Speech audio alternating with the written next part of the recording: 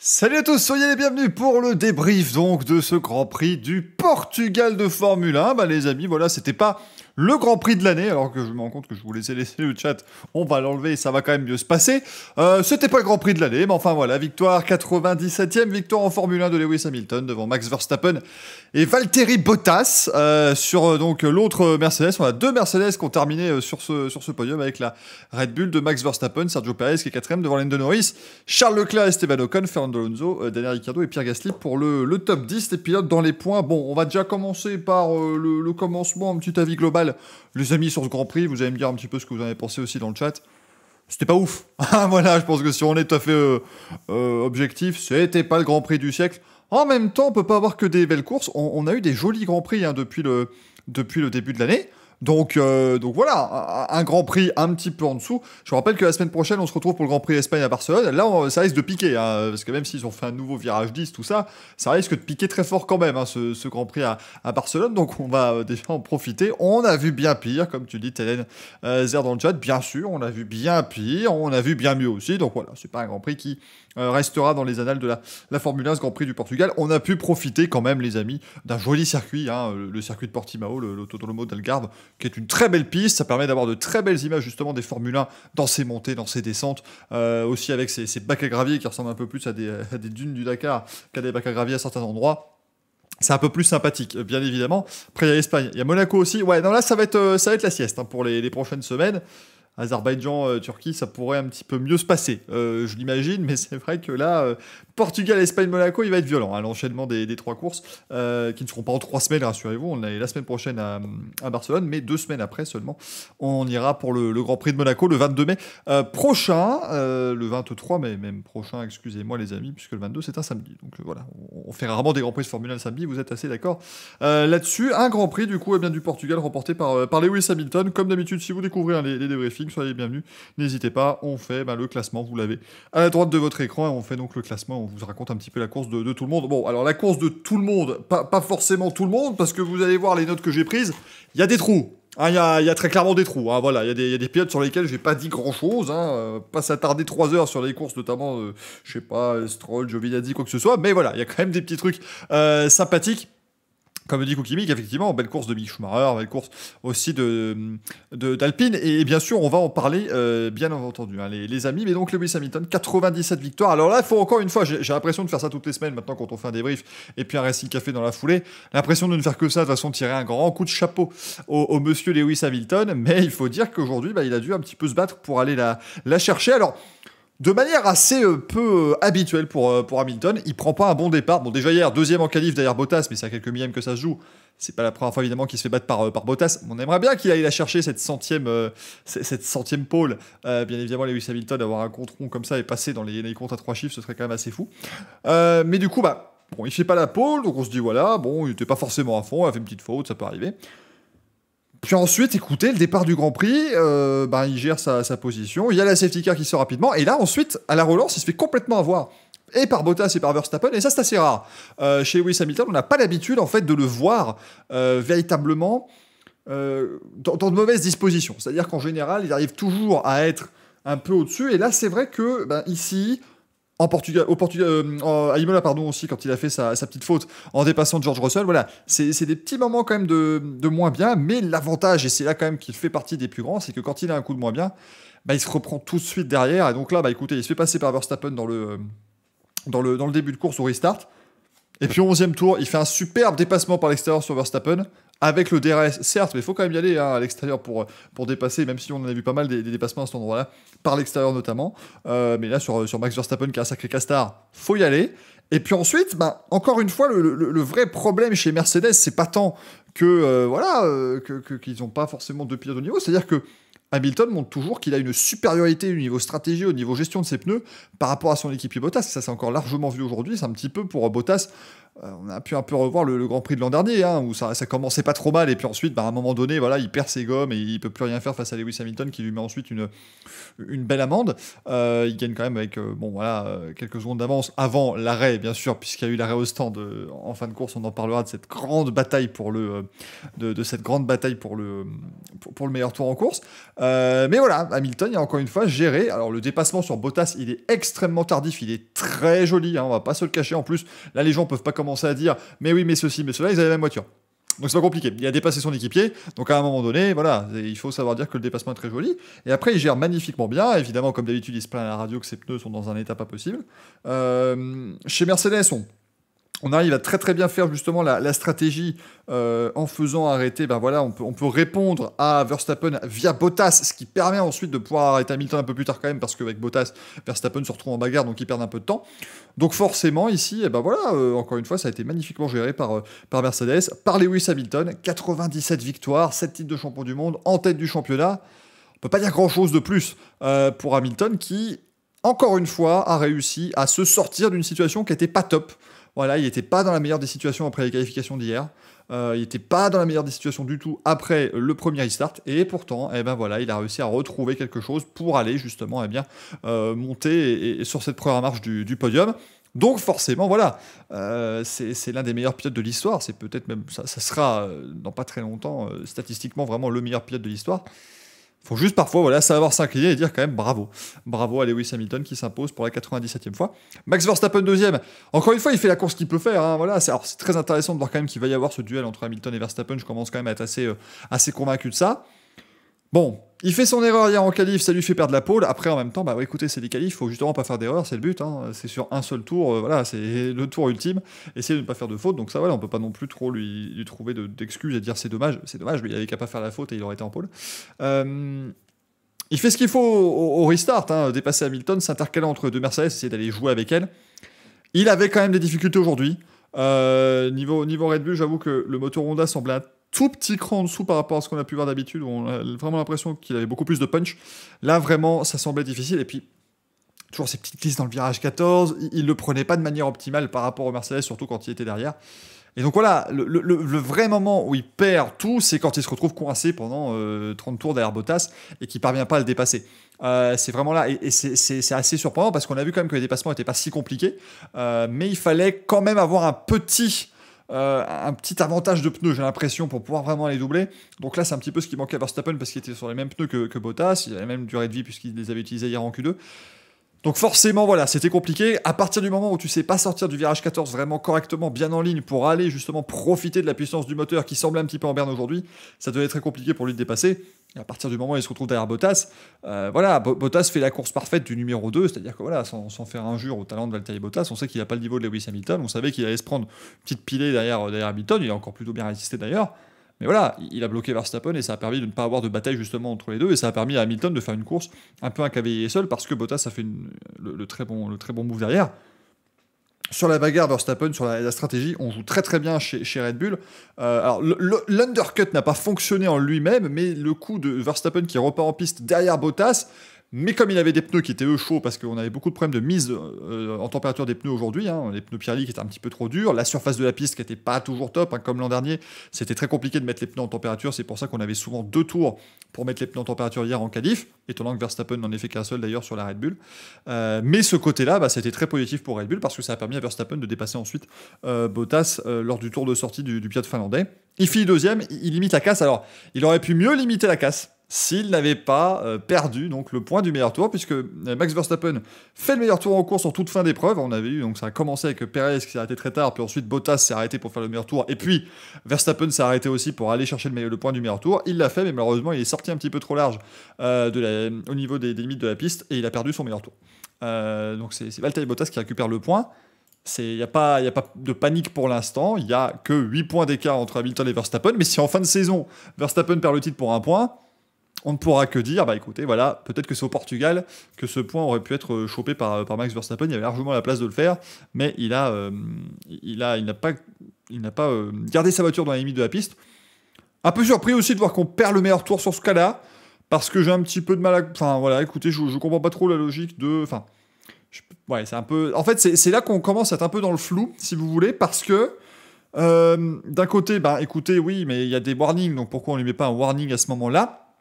Mais après, il y a aussi le côté de sortir de la piste pour gagner un avantage qui dure. Là, c'est un avantage durable. Alors en soi, est-ce qu'il a gagné grand-chose? Non, puisqu'il était deuxième, il reste deuxième, il rattrape peut-être 2 dixièmes à Hamilton sur le dernier tour. Mais par contre, du coup, ça deviendrait un avantage durable. S'il a le point du meilleur tour, ça devient un avantage au niveau... voilà, et c'est vrai qu'ils avaient annulé des temps aussi pour Norris, pardonnez-moi, plutôt dans la course. Mais en tout cas, voilà, ça a été annulé pour Verstappen. C'est pas non plus honteux, loin de là, évidemment, quand tu sors large de la piste et que tu quittes les limites. C'est tout à fait normal. Donc voilà, Verstappen, il a encore fait plus ou moins ce qu'il pouvait aujourd'hui. Voilà, on sentait qu'il n'avait pas non plus la voiture qui était peut-être tout à fait bien pour lui. Un peu tout le week-end aussi. Donc voilà, il a fait le job quand même, Max Verstappen, qui va continuer de jouer le titre, hein, bien évidemment. On peut s'attendre à de belles choses à Barcelone. À Monaco, alors à Monaco, ça va être très important pour lui, bien sûr, parce que c'est un circuit où la Red Bull excelle, mais lui, il a un petit peu plus de mal. Toujours un petit contact en qualif en général, donc il va falloir essayer de faire mieux pour Max Verstappen. Valtteri Bottas, comme je vous l'ai dit, voilà, il a fait la course du numéro 2, hein, course standard pour le pilote qui peut pas jouer grand-chose. Toujours un peu dommage cette habitude qu'on a de le voir en pôle, mener le début de course puis s'effondrer face à Lewis Hamilton. Ça va vraiment falloir commencer à s'occuper de ça, j'ai envie de le dire, parce que voilà, c'est bien beau d'un côté de nous rappeler, en fait. Enfin, le truc, c'est que si vous voulez, je pense qu'on va être tous d'accord là-dessus dans le chat et sur YouTube, dans les commentaires. Il n'a pas le niveau forcément pour être champion du monde. Je tente carrément le truc, je pense qu'il peut pas forcément être champion du monde, surtout avec Hamilton dans la même équipe. Mais lui en est convaincu, il est convaincu du contraire. C'est très bien de dire oui, allez vous faire foutre à tous mes haters et tout, et je suis le meilleur, ceci, voilà, je suis le meilleur, vous allez voir, Bottas 27.0 va arriver. D'un autre côté, faire toujours la même merde en course, en démarrant bien, en ne pouvant pas gérer ses pneus, en perdant 5 secondes sur Hamilton, en se faisant passer, tout ça, à un moment donné, ça va être compliqué, quoi, de prouver vraiment que voilà, il a ce qu'il faut. Quand Nico Rosberg le disait, bah, il partait, il faisait cavalier seul devant, Hamilton ne pouvait pas répondre et c'était réglé. Et effectivement, il a gagné le titre contre Hamilton et ils avaient le niveau tous les deux et c'était une vraie bataille. Ici, il n'y en a pas de bataille chez Mercedes. Bottas, il fait ce qu'il peut, il se fait passer par Verstappen, il fait troisième. Il y a cette petite inquiétude avec le losing power. C'est vrai que maintenant, oui, là, je taille Valtteri Bottas, je vais terminer comme ça, bien sûr, quand je vais tailler Valtteri Bottas, que j'aime beaucoup à la base, hein, comme pilote, mais c'est vrai que là, c'est niveau comportement qui m'énerve un petit peu depuis quelques années, et ça vient de quelqu'un qui aime beaucoup Fernando Alonso, rendez-vous compte. Mais voilà, il est à sa place, et il finit troisième, il y a le petit loss of power, mais un petit capteur au niveau de l'échappement qui n'était pas tout à fait correct, ça s'est vite réglé, il finit troisième. C'est lui, encore une fois, voilà, c'est grâce à lui que Mercedes pourra certainement très confortablement gagner le titre des constructeurs. Mais attention, parce que Sergio Pérez finit quatrième, et du coup Pérez quatrième, bah voilà, c'est un week-end où tout s'est passé correctement pour Sergio Pérez, il n'y a pas eu de souci, il fait quatrième en qualif, il fait quatrième en course. Il est exactement là où on attend le pilote Red Bull numéro 2, et aujourd'hui je trouve que ça a été très malin, parce que du coup, ils ont joué la strat, voilà, ils ont pu enfin mettre quelque chose en se disant, allez, on tente un coup de poker pour aller embêter Mercedes. Parce que Pérez gère ses gommes, on le sait depuis 2012. Alors il loupe son départ, oui, je suis d'accord, il prend pas un bon départ, mais ensuite il a bien récupéré, mais c'est vrai qu'il prend pas un bon départ, il s'est fait dépasser notamment par Carlos Sainz, qui lui par contre a sombré en course. Mais ensuite, il fait le job, et puis là, gestion des courses, gestion des pneus superbe, il peut faire 20 tours de plus sur les pneus, quasiment, 15 tours de plus que les autres.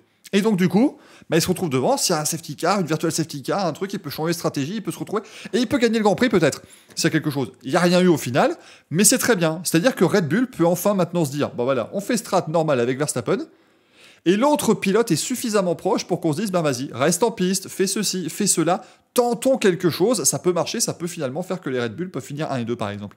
Et donc ça c'est très bien. Donc pour ce coup-là, Pérez, il a fait ce qu'il fallait. Et voilà, je pense honnêtement qu'il peut se retrouver. Alors oui, ça aurait mieux fonctionné s'il était resté plus proche de Max. Après aussi, Tommy, peut-être qu'à ce moment-là, ils se disent, on va calmer le jeu et il avait peut-être besoin d'avoir un rythme moins élevé pour pouvoir justement un peu plus tenir ses gommes. Mais en tout cas, bravo. Sergio Pérez, ça fait un Grand Prix correct, au moins, et je pense que chez Red Bull, on souffle un petit peu. On l'avait dit dans Racing Café jeudi, c'est vraiment le Grand Prix un petit peu référence, le premier Grand Prix où voilà, on se disait que tout allait se passer plutôt normalement, et encore, l'asphalte n'était pas top, donc on attendra Barcelone, mais en tout cas, voilà, sur un Grand Prix normal, Pérez fait 4 en qualif, 4 en course. C'est là où il doit être. Il doit simplement être là, tout simplement. 5e place pour Lando Norris, il commence à être habitué. Toujours 3e du championnat, Lando Norris, avec tout ça après 3 Grands Prix. Encore une fois, très bon, Lando Norris aujourd'hui. Ça n'a pas été top au départ. Il a se qualifié 7ème comme d'habitude. Hein. Je crois que c'est à chaque fois. Du coup, cette année, il s'est qualifié 7ème en F1 sur ces 3 courses. Mais du coup, voilà, il fait encore le taf complètement chez McLaren. Les deux McLaren, honnêtement, étaient pas mal aujourd'hui. Hein, parce que Ricciardo fait un beau Grand Prix aussi, on va en parler tout à l'heure. Mais Norris, toujours là. C'est pas forcément ultra flamboyant, mais il a fait ce qu'il fallait. C'était un des premiers à s'arrêter au stand. Et voilà, il a mis ses médiums, il a continué. Voilà, il finit 5ème. C'est très, très bien. Lando Norris, meilleur des autres, largement, ça fait plaisir. Charles Leclerc, 6ème. Bravo aussi pour le pilote Ferrari. Déjà, c'est très fort qu'il ait réussi à passer en Q3 avec ses pneus médiums. Ça, c'est très très bon, évidemment, pour Charles Leclerc, qui a pu ensuite dérouler une stratégie un petit peu plus normale, hein, un peu plus semblable à celle des leaders, puisqu'il fallait visiblement plutôt des médiums et des hards pour faire ce Grand Prix. Donc voilà, superbe de Charles Leclerc aussi, qui tient vraiment la baraque chez Ferrari. Et ça fait toujours super plaisir, bien sûr, de le voir comme ça, le pilote monégasque, qui continue de montrer que c'est un grand. Et quand il aura de nouveau la voiture pour se battre devant, peut-être dès l'an prochain, là, je pense qu'on va avoir de superbes bagarres. J'espère secrètement que ça va vraiment resserrer le peloton, ce fameux règlement 2022, parce que si on pouvait avoir Hamilton, Verstappen, Leclerc, avec Bottas et Perez en arbitre, et peut-être Sainz aussi, imaginez les superbes bagarres qu'on pourrait avoir, bien sûr, à partir de l'an prochain. Merci MG Wolf d'ailleurs, sois le bienvenu. Merci pour le follow également et pour le petit message. Et là, on va commencer, voilà, enfin, on va pouvoir parler de manière positive des Alpines. Et ça fait super plaisir.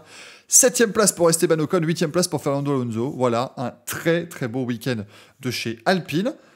Esteban Ocon, pour moi, c'est peut-être le pilote du week-end. Parce qu'il fait un superbe résultat en qualif. Ocon, il part quand même en 6ème place sur la grille. Et malheureusement, il se fait avoir un petit peu par la stratégie Alpine. C'est que là, voilà, il fait son arrêt au 22e tour et il se retrouve derrière la Williams, englué un petit peu dans le trafic. Il perd du temps, il perd des places, il se retrouve derrière Gasly, il se retrouve derrière Sainz aussi. Il y est allé. Il a dit, s'il n'y a pas de souci, j'y vais, je passe. Et vraiment, pour moi, Esteban Ocon a fait ce week-end son week-end référence en Formule 1. C'est pour moi le meilleur week-end d'Esteban Ocon. D'un point de vue global, voilà, il montre vraiment maintenant que, surtout, ce qui est important, si Alonso n'est pas dans le coup finalement avec son retour, ou s'il s'en va après 2 ans, il peut tenir la baraque chez Alpine. C'est sur des performances comme ça qu'il va pouvoir tenir la baraque chez Alpine, et c'est très important. Et voilà, on sait qu'il y a toujours cette petite bataille, peut-être potentiellement avec Pierre Gasly pour le futur d'Alpine. S'ils veulent à tout prix un pilote français, c'est très important justement pour Esteban Ocon de faire des grands prix comme ça. Il faut les multiplier maintenant, hein, c'est tout simplement comme ça. Ça va être effet boule de neige. Il fait un bon grand prix, 2 bons grands prix, 3 bons grands prix. La confiance va arriver et il va commencer à être super et largement au niveau de Fernando Alonso. Alonso qui n'a pas été bon en qualif, faut le dire, il n'a pas fait une super qualif. Par contre aujourd'hui, il était excellent. Fernando Alonso, il a vraiment, il a brillé en course, et c'est aussi un petit peu ce qu'on pouvait se dire. Tiens, c'est peut-être là que ça allait être un peu plus compliqué parce que un pilote de course, pour être rapide sur un tour, il sait toujours le faire. C'est-à-dire qu'être rapide sur un tour, c'est jamais très compliqué. On maximise tous les modes moteurs sur la Formule 1. On doit juste ensuite gérer l'équilibre des freins pour chaque virage, machin. Mais c'est vraiment extraire tout le potentiel d'une voiture. Tous les pilotes de course savent le faire. Mais c'est ensuite tout ce qui est la course, voilà, et ça on peut le perdre. On s'en va 2 ans de la Formule 1, on peut perdre tout ce qui est justement gestion de la course, gestion des pneus, gestion du trafic. Il a montré aujourd'hui que voilà, il y a 40 ans et pourtant ça s'est très très bien passé. Et voilà, il a vraiment largement bien géré tout ça. L'ami Fernando Alonso, il fait des super dépassements aussi par l'extérieur, notamment sur Daniel Ricciardo. Voilà, ça a très très bien marché chez Alpine et ça c'est vraiment très important. C'est vraiment super important pour eux de faire un super week-end comme ça. Bravo Alpine.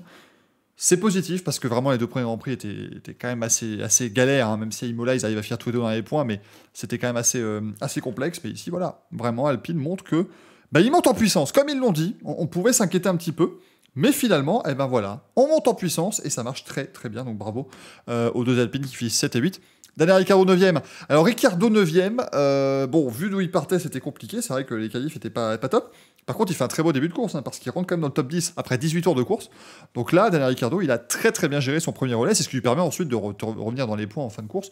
Donc voilà, bien joué. C'est vrai que je m'attendais peut-être à le voir finir au moins devant l'Alpine d'Alonso, mais il a été très bon vraiment sur ce premier relais. Et c'est vraiment encore important parce qu'il aurait pu être un petit peu sonné par sa contre-performance en qualif. Il s'est fait éliminer en Q1, on le rappelle. Et du coup, ne rien produire en premier relais de course en restant coincé dans le peloton, en sachant pas faire ce qu'il fallait faire, il a fait totalement l'inverse. Il s'est montré agressif, il est remonté, il a dépassé tout le monde, il a profité du rythme de cette McLaren qui est diablement bonne cette année.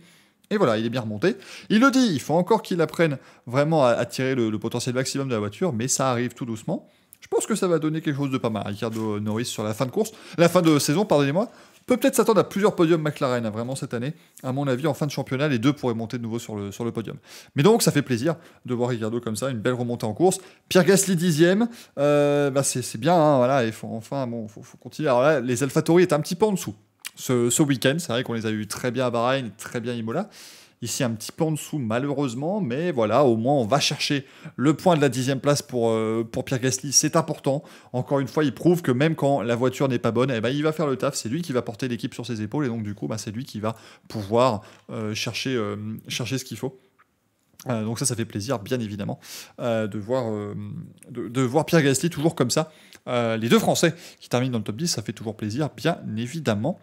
Carlos Sainz 11e, là c'est un peu la déception parce que il est bon en qualif. Il fait une très belle qualif avec le 5e temps. Pardonnez-moi, Carlos Sainz. Il dépasse Sergio Perez au départ, donc franchement, il fait tout ce qu'il faut faire pour le début de course. Et puis ensuite, il a juste glissé. Il a glissé dans le classement, parce que prendre la mesure hier comme d'un Leclerc en qualif, c'est rare, c'est très rare, donc il fallait le faire. Bravo à lui. Mais là, aujourd'hui en course, malheureusement, alors la stratégie n'était pas bonne aussi, hein, parce que voilà, effectivement, c'était très compliqué pour lui de tenir ses gommes. C'est le premier à s'arrêter, on lui remet les médiums, c'était pas malin non plus. Mais même avant ça, je trouve qu'il n'avait pas non plus complètement le rythme. Après, c'est vrai que voilà, la fin de course était très compliqué pour lui. C'était assez compliqué pour Carlos Sainz, mais voilà, il aurait peut-être pu, je trouve, quand même, dans le premier relais, aller un peu plus encore. Mais c'est vrai, il n'a pas été aidé, le pauvre. Donc voilà, mais de toute façon, en même temps, j'ai envie de dire, malheureusement, quand t'es pilote Ferrari, il faut prendre ça en compte. Voilà, tu te dis, au lieu de rouler à 100%, je vais rouler à 115 parce qu'il y aura l'arrêt au stand qui sera pas bon, il y aura la stratégie qui sera pas bonne, donc il faut contrecarrer tout ça et contrebalancer tout ça pour faire une bonne course. Donc c'est vrai que voilà, il a beaucoup glissé justement en fin de course notamment, il a fait ce qu'il a pu.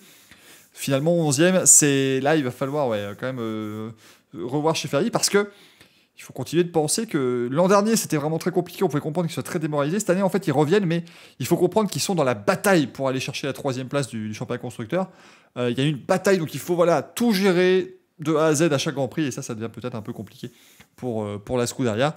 Antonio Giovinazzi 12e, je n'ai rien marqué sur sa course. Bon, il s'est percuté par son équipier aussi, c'est pas simple. Heureusement pour lui, ça n'a pas gêné sa stratégie. Il n'y a pas eu de problème de crevaison, notamment après le contact avec Kimi Räikkönen. Mais il fait le boulot. Je veux dire, il finit dans les deux Aston Martin. Il fait le boulot, Antonio Giovinazzi. Encore une fois, ça fait plaisir, vraiment, toujours, de se dire que chez Alfa Romeo, il ne faut pas compter que sur le vieux Kimi. Donc voilà, c'est bien joué quand même de la part de Giovinazzi. Bon, c'est vrai que l'accident, enfin le contact entre les deux, bon, faudrait que j'essaie de revoir. J'ai les images devant moi. Est-ce qu'il y a vraiment un décalage de Giovinazzi? Je suis pas sûr, mais je vais revoir les images de la caméra embarquée de Kimi Räikkönen. Si j'arrive à les avoir, voilà. Donc il se met à droite pour ouais, il y a un petit, ouais, c'est un peu, je pense qu'il y a une mésentente vraiment entre les deux. Après, Kimi Räikkönen aussi il a assumé, il a dit écoutez, moi je vais en train de changer je changeais des trucs sur le volant, j'ai pas regardé devant moi, ça arrive, hein, bien évidemment, même au pilote qui a le plus grand nombre de départs en Grand Prix. Mais voilà, à part ça, voilà, Giovinazzi après fait une bonne course et il finit 12e. Voilà, c'est un bon résultat pour Alfa Romeo. Les deux Aston, donc 13 et 14, là ça devient problématique, hein, mais bon, évidemment, c'est de la faute à la FIA, donc faut pas s'inquiéter. Au moins, là, faut dire quand même, je lui ai tapé dessus toute l'année. Beau week-end de Sébastien Vettel, qui se qualifie devant Stroll. Bon, Stroll qui a été éliminé en Q1, certes, mais il était quand même compétitif par rapport à Stroll tout le week-end, il se retrouvait devant. Il termine devant Stroll aussi. Voilà. Ils n'ont pas eu un rythme extraordinaire et vraiment aujourd'hui, voilà, ils avaient pas ils avaient la 3e meilleure voiture en partant de la dernière, malheureusement, partant de la Haas. Mais voilà, alors Stroll en plus a de nouvelles pièces, hein, mais voilà, ils font la course qu'ils peuvent faire avec leur voiture qui était vraiment pas bonne ce week-end. Un petit peu inquiétant parce que Portimao, Barcelone, ça a des circuits vraiment aéros. Si là ils sont pas bons ces week-ends-là, ça va devenir très compliqué pour le reste de l'année pour Aston Martin. Yuki Tsunoda 15e, voilà, il a ramené la voiture. Hein, Yuki, c'était pas simple non plus pour le rookie japonais ce week-end parce que l'AlphaTauri n'était pas très très bonne, très clairement. Mais voilà, c'était assez. Il n'a pas été top, mais voilà, après on peut pas non plus s'attendre non plus à grand chose, je pense. Ça reste un rookie, c'est vrai qu'on a été un petit peu. Très enthousiaste après son Grand Prix de Bahreïn, mais c'est vrai que voilà, c'est un rookie, il va faire des week-ends moins bons, c'est normal, et je pense qu'il fera aussi des très bons week-ends, Yuki Tsunoda. Alors George Russell 16e, là c'est un petit peu la désillusion parce qu'il a fait, mais alors hier il était exceptionnel en qualif, 11e avec la Williams, faut le dire quand même, 11e place avec cette Williams, il a quand même failli aller foutre une Williams en Q3, ce qui est quand même un très très très joli, un très joli truc à faire si t'es pilote de Formule 1. Maintenant, là, en course, déjà, bon, alors évidemment, le début de course est catastrophique, mais de toute façon, on a un petit peu l'habitude avec George Russell. On rappelle, il a pris pour l'instant un bon départ en Formule 1. Heureusement, c'était celui où il pilotait la Mercedes. Enfin, le départ en lui-même n'était pas mauvais, mais c'est vrai que là, cette course, je considère peut-être même plus le restart comme un vrai départ. Parce que sur le restart, ouais, il s'est fait manger. Il s'est retrouvé en bataille avec Latifi. Voilà. Mais on sent vraiment que la Williams était pas bonne en fait ce week-end. C'est-à-dire que sur un tour, elle était bonne, voilà, tu pouvais bien gérer, mais dans le trafic, ça devenait très compliqué. Il l'avait dit, hein, il y a une très grande sensibilité au vent, mais aussi aux turbulences, donc forcément, ça devenait compliqué. Et elle était très très très compliquée à conduire cette Williams de Russell. La preuve, Latifi finit 18. Hein. Je vais faire le package des Williams comme ça, après on fait celui des As. Latifi finit derrière une As, hein, donc c'est vous dire franchement si la voiture était très mauvaise dans le trafic. Pourtant j'avais pas l'impression, je trouvais qu'il faisait pas un mauvais Grand Prix Latifi, mais c'est vrai que la fin de course était compliquée pour lui. Donc voilà, mais Williams, ils le savent, hein, il y aura des Grands Prix, on va en faire 17 et 18, et puis des Grands Prix, on va peut-être jouer des points, donc c'est à voir évidemment. Et puis donc nos amis de chez As, Mick Schumacher 17ème, très beau Grand Prix de Mick Schumacher. J'avoue que le voir dépasser Latifi à la fin, je ne m'y attendais pas, et j'ai trouvé ça très, très bien joué de sa part. On sait que là, voilà, c'est un char à voile, il n'y a pas de souci, mais il a quand même allé chercher un joli dépassement sur Latifi, sur la Williams. Il finit loin devant Nikita Mazepin comme d'habitude, donc encore beau Grand Prix de Mick Schumacher, beau week-end de la part du pilote allemand. Il devait faire sa bagarre avec Latifi exactement en laissant passer les leaders. Pas comme certains, pas comme le seul pilote pénalisé pour ne pas avoir laissé passer les leaders aujourd'hui. 5 secondes de pénalité donc pour Nikita Mazepin qui est allé bloquer Sergio Perez. Qu'est-ce que vous voulez? Voilà, Mazepin, ça devient compliqué. Alors, je vais quand même lui donner un petit point positif, c'est qu'il a bien réduit l'écart avec Schumacher en qualif, parce que l'écart qu'il y avait en essai libre vendredi, c'était très très compliqué. C'était compliqué. Alors aujourd'hui, il était nulle part en course. De toute façon, il était inexistant, Nikita Mazepin. Et de toute façon, ça va être le cas pendant toute l'année. Ouais, il finit très loin. Il finit très loin en course. Mais au moins en qualif, il a réussi à faire un tour correct. Parce que sinon, voilà, c'était encore catastrophique. Et voilà, Nikita Mazepin. De toute façon, le problème, c'est que là, on est dans une situation classique de qu'est-ce qu'ils font en F1. Dans d'autres teams, il aurait été déjà sous pression et on aurait pensé à le virer. Écoutez, papa à l'équipe quasiment. Donc voilà, il va rester en F1 au moins cette année. Et puis voilà, c'est comme ça malheureusement. Il va falloir s'y habituer. Tant qu'il ne crée pas d'accident, moi, il n'y a pas de problème. Mais s'il commence à en créer, ça deviendra un peu plus gênant. Ou des neutralisations stupides pour les leaders, ou ce genre de choses. Sur les circuits en ville, notamment. Et le seul abandon, chers amis, donc de Kimi Räikkönen. Écoutez, Kimi, c'est un peu... c'est surprenant, quoi, après tous ces Grands Prix. Mais comme quoi, hein, ça peut arriver à tout le monde. Il regarde simplement, voilà, hein, il regarde son volant. Il était, voilà, je vous le fais comme ça. Je change. Oh, il y a mon équipier, je me le suis pris. Voilà, bon, c'est des choses qui arrivent. Pour Kimi, bien joué d'avoir dit honnêtement à la télévision, de dire bonjour, voilà, écoutez, j'ai fait de la merde, il n'y a pas de problème. Donc voilà. Bon, Kimi Räikkönen, je peux pas dire grand chose sur sa course qui a duré un tour, mais c'est dommage. C'est vraiment dommage. Et puis, alors, pas de chance aussi, il aurait pu juste abîmer son aileron et rentrer au stand. Bah non, il a eu son aileron qui est passé sous sa voiture. On me demande s'il y a toujours les 107% pour Nikita Mazepin. Bien sûr, il y a toujours la règle des 107%. Mais il est dedans, hein, pour l'instant, il n'y a aucun problème. Il reste dans les 107%, il n'y a pas eu de souci là-dessus. J'ai le même langage pour Mazepin et pour Jimmy Johnson, et c'est un compliment ou une insulte. Écoutez, ce sera à vous de juger, bien sûr. En tout cas, voilà ce qu'on pouvait dire un petit peu sur ce Grand Prix du Portugal. Je vais mettre un 6. Voilà. J'ai pas envie de mettre 7 parce que sinon, je vais devoir mettre des notes de folie pour d'autres courses. 6 sur 10. Pas sur 20, hein, rassurez-vous, mais un petit 6 sur 10 tranquillement. Pas plus que ça. C'était pas un très bon Grand Prix. On va sûrement avoir pire la semaine prochaine à Barcelone, donc profitons-en. Il y a eu des très très belles images tout le week-end. J'espère que ça vous a plu, les amis, ce petit débriefing. Il n'y avait pas grand-chose à dire de plus, évidemment, sur ce Grand Prix. C'est vrai que des fois, on part sur 45 minutes, presque une heure de débriefing. Ici, écoutez, voilà, une petite demi-heure, pas plus. J'espère que ça vous a plu. Si c'est le cas, évidemment, n'hésitez pas à vous abonner sur Twitch, à vous abonner aussi sur YouTube. Hein. Vous pouvez retrouver des vidéos qui sont publiées sur YouTube et aussi la nouvelle quotidienne que je vous propose maintenant depuis le début de la semaine où on revient sur la journée dans l'histoire. Voilà, j'espère que c'est intéressant pour vous et que ça vous plaît. Vous pouvez aussi le retrouver sur tous mes réseaux sociaux qui sont disponibles en haut de l'écran. On se retrouve sur Twitch demain, lundi, 20h30, avec l'ami Emmanuel Touzeau, qu'on retrouve aussi dans le Racing Café. On va regarder un ancien Grand Prix de Formule 1, je vous dis pas encore lequel, parce qu'on n'a pas décidé. On va regarder un ancien Grand Prix ensemble de Formule 1, c'est l'occasion de discuter F1, Minitel, plein de choses, bien évidemment. On va pouvoir bien s'amuser ensemble, encore une fois. Et puis jeudi 20h30, le Racing Café, on reviendra sur ce Grand Prix du Portugal, on reviendra sur le Grand Prix d'Espagne de MotoGP qui n'a pas bien tourné malheureusement pour Fabio Quartararo. On reviendra sur les 2 courses d'IndyCar au Texas, dont la deuxième a lieu ce soir à 23h10 sur Canal+ Sport. On reviendra voilà, sur plein de choses et on se projettera déjà sur le reste du week-end, à savoir le prochain week-end, bien sûr, le Grand Prix de Barcelone, le Grand Prix d'Espagne. Rendez-vous donc pour le débriefing dimanche prochain à partir de 17h30. J'espère vous y voir. Bien évidemment, les amis, merci d'avoir été là et on se retrouve demain à 20h30 pour le Racing Café spécial course, chers amis. C'est parti!